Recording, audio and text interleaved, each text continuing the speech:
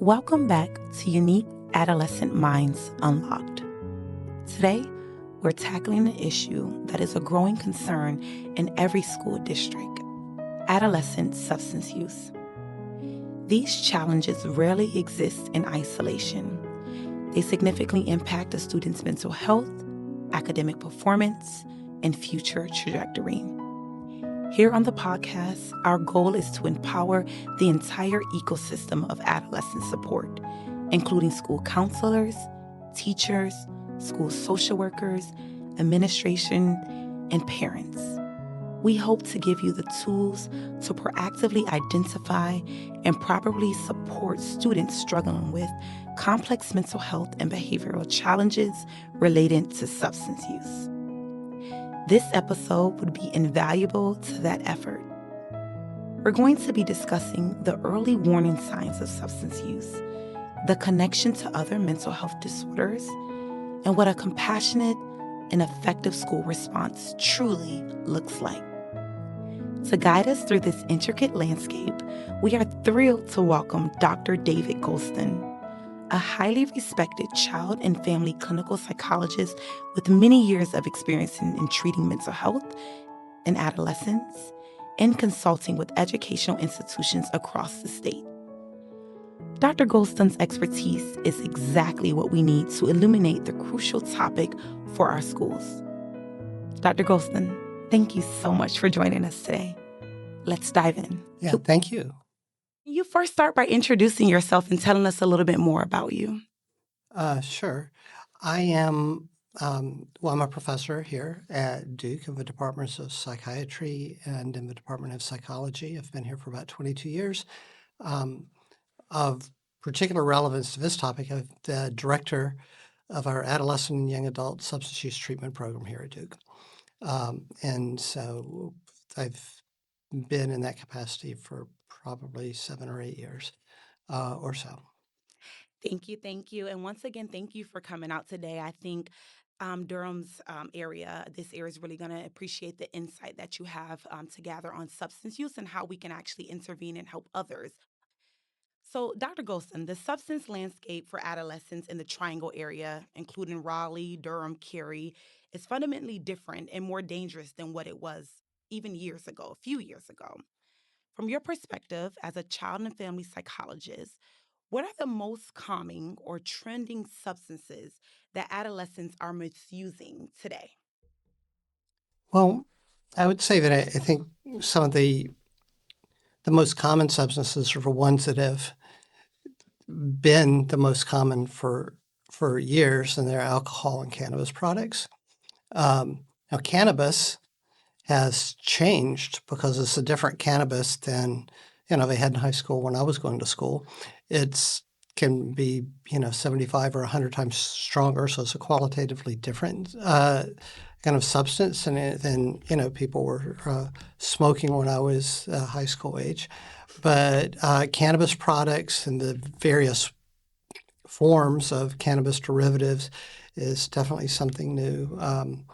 We're also seeing, at least in our clinic, people using some of the over-the-counter medications, such as Benadryl or cough syrup.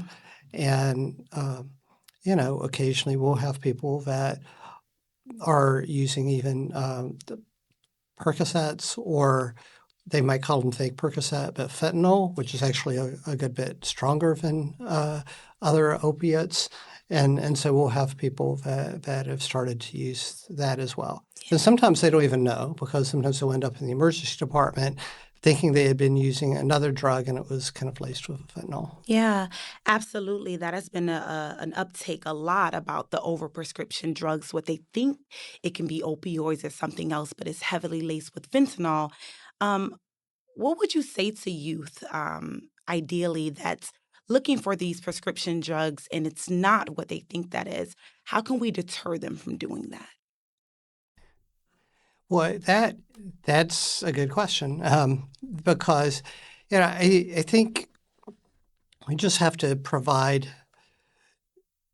an environment. I think parents need to try to establish clear expectations and keep open communication so they can talk about things. And kids developmentally are going to engage in risk-taking behaviors and experiment and establish their independence, but trying to keep open the lines of communication so it's a safe place to talk with parents or for parents to ask about what the young people have been exposed to is really important.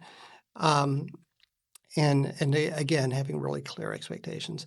Sometimes an issue comes up because what parents were exposed to when they were growing up is fundamentally is a different thing than what, you hear the story when people think that marijuana is a benign substance. Right. Because everybody smoked it when they were going to school and it was no big deal and everything. And I mean, just as a specific point of reference, when I was in high school, which I'm going to date myself, but it was like in the later part of the 1970s, DEA and confiscated samples of marijuana at that time. They analyzed those, and the potency of the samples they confiscated was like 0.7% THC. Wow. And more recently, the weed that people can be smoking can be, as high as in the 20s, 23%, something like that to smoke. And then when you get to derivatives like wax and resin and things like that, you can have in the 90% range of THC. So basically, you're talking about a 100-fold different level of Right. potency. And with that higher level of potency, you have greater likelihood of problems occurring, such as, anxiety and depression and dependency on the substance. So I think that's just one threshold is just helping parents realize that, particularly with cannabis products, it's not what was available when they were growing up. Another issue sometimes is that sometimes parents will, say they'll focus on, and I understand this, that they'll say, well, as long as they're keeping their grades up and they're high achieving, Absolutely. what they do is their own business, and I'm going to let it be, And I think that I can understand that, and I can understand the priority, but sometimes kids or young people can get into habits or patterns of behavior that might work for them when they're younger, particularly Correct. if they're pretty smart and resilient, but might not work so well for them as they grow older, or it might set the stage for using even more and having more challenges later on. Yeah, absolutely. And I think you brought and shined a light to a great point is one, it's a different concentration, a different amount of substances that they're using today versus then. And even though it may not change you at that moment, we can't predict about what's going to happen in the future and how your body is going to change in response to that. So absolutely. Speaking of cannabis, marijuana, or weed, which is so many different names, what are the unique physical or behavioral signs associated with the use of cannabis? Oh, well, yeah, for cannabis, I mean, it can be any number. I mean, is people looking spacey or losing attention. I mean, over time,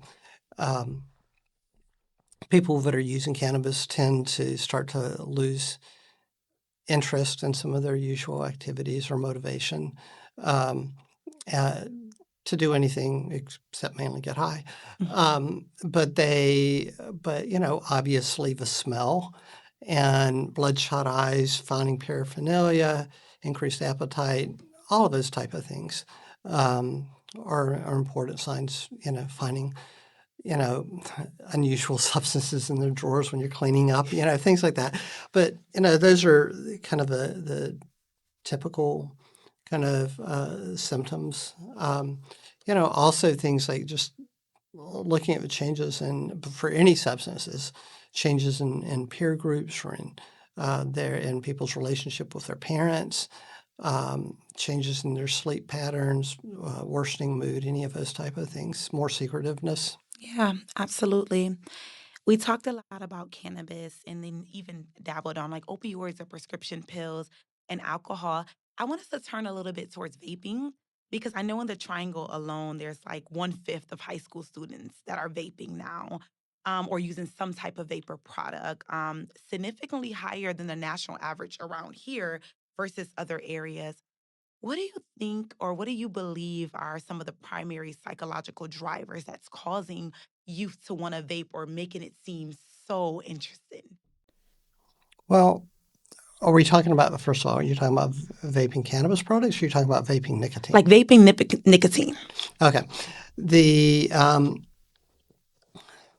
don't know. On the surface, I think it seems like kids, young people have been smoking cigarettes. I mean, the cigarette products, whether or not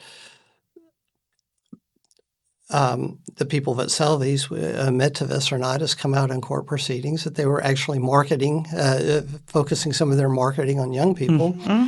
And then it's an incredibly addictive substance. Yeah. And then with stricter regulations, it becomes harder for young people to, smoke cigarettes. But here there is another, way of using substances that has different kinds of flavorings and things like that. That's reinforcing and rewarding, and you get the psychoactive effect of like smoking, but it's also is still an addictive substance. Right.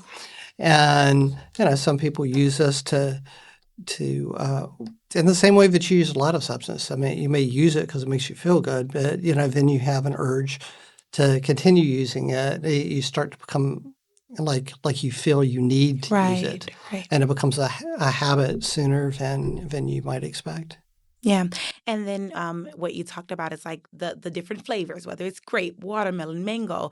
You can try different things. And in a community or peer pressure group, I can see why you can go to the store, buy it, purchase it. And as a friend group to fit in, you may want to dibble dabble or experience that as well before you develop a tolerance to it. So absolutely. And it doesn't, honestly, it doesn't smell as bad as Regular walking cigarette? around Yeah. and like you're in a cloud of smoke, like cigarette Right. smoking. So I understand that. Yeah. Yeah, you smell like cotton candy, right? And that can be a joy or a push for certain people to want to smell that way. You talked a little bit about this, but sometimes it's really hard to miss the early signs of substance use. You may think of it as your teenager becoming more moody or just a part of growing and development. But if you look closely, there are subtle shifts or changes that parents, teachers, counselors can pick up on. Besides the obvious signs of like finding paraphernalia or other things like that, what do you think are crucial signs of early substance use issues or that we're leading our way to a disorder? Boy, so they're slightly different depending on the different substances, but I would say in general, changes in peer group, increased secretiveness, parents finding things they're not sure where they came from or what they are, things like that. People coming in, they seem to be like an unusual but unexplained mood. Yeah. Like they seem kind of like euphoric, but you're not really sure what's going on. Coming in, not obviously like bloodshot or a little bit almost like somebody's not making sense or, or they seem like they're having trouble concentrating or paying attention when you're communicating with having a greater time doing that, isolating themselves more. So a variety of things like that. Then, of course, there are things like declining grades or declining interest in things that people used to be associated with. I mean, with cannabis, there's actually a name for that called amotivational syndrome, where people can start to they're primarily they're not as focused on long-term goals and long-term rewards, and they're more focused on what can bring them more short-term rewarding effects, which is basically using cannabis. Yeah. And so they start to focus more of their activities on that over time. So, yeah, so those type of things. I mean, just being vigilant, and I think monitoring is important. Not monitoring in the sense of, hovering over somebody or turning into when parents start to turn into a policeman, it can backfire. Absolutely. Then their kids just shut up and they won't tell them anything. Right. Right. And so you have to create a safe space for the young people to share information with you and to be able to have a conversation that you need to have. Yeah, open and non-judgmental, no matter if you may be as a parent panicking inside, like what are you doing with your life? Just making sure that you feel comfortable and safe to come to you about any of these issues that they're experiencing. I know you talked about the subtle warning signs, and it's important to realize that warning signs at home may look different than warning signs in school. And so even you mentioning like the sudden drop in grades, I can see a student that's maybe having a drop in grades, hiding that from their parents, but maybe their teachers or counselors are able to notice that first as something that's changing, or even how they show up in school answering questions and things like that may not be able, or a parent may not be able to pick up on that because they're not in that environment. Or in school, people may be, we certainly worked with people that got caught because they were skipping class, but there are times when people don't get caught and they're skipping class to go out with peers out in the woods near the school to go get high, that kind of thing. And then sometimes you'll have students that are coming in after lunch period maybe and obviously kind of dazed, I guess, or even put their head down and taken a nap. Yeah. Now, not all of these things are necessarily due to drugs. Somebody cannot be sleeping because they have a lot of stresses going on in their life. Correct. Or maybe because they were up all night working on a term paper. So none of these things in isolation necessarily means there's a problem. So you don't want to overinterpret, but you start to get several of these things going on. It kind of raises questions, and then you can start to ask the questions or start to have conversations you need to have. Yeah, you're talking about noticing, just being curious, and then just looking and see how many variables do we have, and maybe should I explore with this individual? Absolutely. You mentioned this earlier, but when you look at our young people in the North Carolina area, there's a big jump in anxiety, depression, and all these other different mental health diagnoses. I think the number said around 40% of high school students reported some feelings of sadness, some hopelessness, a recent survey that could have indicated depressive or anxiety symptoms. Those kids who are struggling with mental health, there is a correlation sometimes with them being exposed to substance use and using it, and maybe even at higher rates. Why are adolescents with untreated mental health illnesses like anxiety, like depression or ADHD, particularly more vulnerable to being exposed into developing a substance use disorder? Well, in a certain sense, sometimes there's a chicken and egg issue, and you're not really sure what came first. There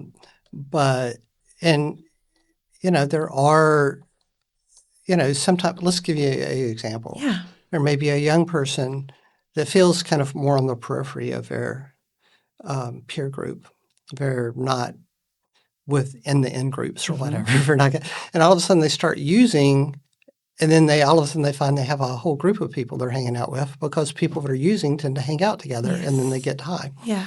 And so, those are, somebody can be drawn to that because it's an immediate source of reinforcement, both from the drugs, but also from peers and things like that. But then over time, that can make things worse. For example, I've seen people young people that were using cannabis products initially to help them feel not as anxious because they tended to be kind of anxious. And it works in the short run. But then they got to a point, which is a natural cycle of dependence, where they felt they couldn't even function without using the cannabis, to a point like somebody may be having a panic attack if they don't have access to the cannabis and being able to smoke before they even go into school. Right. Those type of things. So you can have these situations like that where, people are drawn to something. They're trying to maybe help relax, trying to chill, trying to self-medicate to a degree, but then, or just feel good when they're not feeling good. But then over time, it kind of backfires because it creates a cycle, and it makes it challenging because teenagers tend to, their frontal lobes are not fully developed. They tend to focus more on shorter term than longer term consequences. Right. And so substances tend to have shorter term effects. And then there may be longer term consequences, and those consequences may be different. Right. And the short term may be pleasurable, longer term effects may be actually setting you up for more challenges and everything, and that can make it kind of difficult. I think a lot of our research says that most people that start off using are trying to use it for purposes of making themselves feel good, right. Not for necessarily taking away a bad feeling. Mm-hmm. But then as you get more into the cycle of dependence, there is more of a pattern of we want to use to either maintain and continue feeling quote unquote normal or continue feeling okay, or so they can avoid feeling bad. Yeah. Which is a different kind of way. I mean, both are rewarding and both will maintain the behavior and make it more likely to occur in the future. But, there's differences between how people approach substances or use the effects of substances. So like when you're first using and then when you're starting to use more regularly and it's starting to become a habit. Right, a habit. And now you're like trying to avoid the negative symptoms or the physical symptoms that you're feeling in your body just by using that substance. I love the example that you brought up for a person that could be more isolated, and then the substance then gives them a way of feeling valuable to a group or community. And so I think a lot of people don't think about it that way. Like, what is this substance? What function is it serving for that individual? And it may be a positive light for them, but not necessarily positive for long term. But again, to kind of give us a slight twist on that kind of example, I've also worked with people who had a peer group where they all would regularly get high together. Mm-hmm. And somebody decided that this wasn't good for them and it wasn't consistent with their values or what their long-term goals were.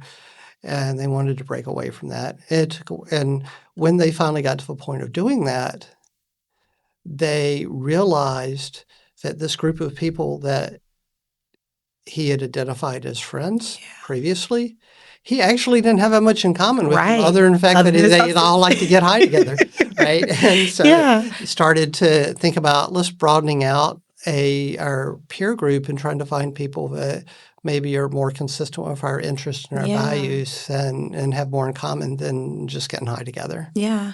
And I think that's an important thing when you think about friends. It's not one thing that holds you all together. It's different similarities or values that you all hold. And so if you think about a friend group and you're only doing this one thing together, that should bring up a red flag for you to consider. Is this a group of people that I actually see myself or in line with my values, in line with my future at this point in time? Speaking of like early substance use in developing teenagers, we know that the brain is still developing, right?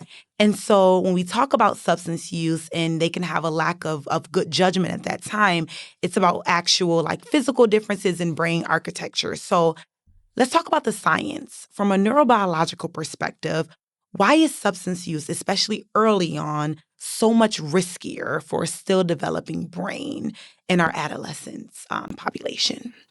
Yeah, well, I think there's a good bit of research saying that, particularly with binge drinking or early on. Well, first of all, earlier onset of any kind of alcohol or drug use is associated with greater risk of continued use or heavier use. And but the studies have demonstrated that basically early like binge drinking, cannabis use, both been associated with like cortical thinning. Mm-hmm. And particularly, there have been people who have noticed effects in the area of like the frontal lobes. Well, the frontal lobes associate with executive functioning, which handles things like attention, planning, thinking about long-term and short-term consequences and things like that. And it might be the other way around as well, because people that are not thinking about long-term consequences may be more impulsive and more likely to use substances. Right. But there have been some differences in the brains of people that have earlier onset of alcohol and substance use. I'm the Duke investigator. There's a multi-site study called NINCANDA, which is focused on the effects of alcohol on neurodevelopment, where we followed a group of adolescents through young adulthood, and they're scanning their brains and repeatedly. And I mean, there are other sites involved as well, including Pittsburgh and Stanford and Oregon and San Diego. But but with these, and as looking at these scans, they found that there's thinning of of some of the brain material was associated with aging. It's basically accelerated aging. Yeah, absolutely. And so the reality is, like, even then, if you don't notice the changes immediately, the brain changes in cortical thinning or whatever that may look like, then have a sequelae to look like maybe early memory concerns or attention deficits, those things that you can't see immediately at that time. Absolutely.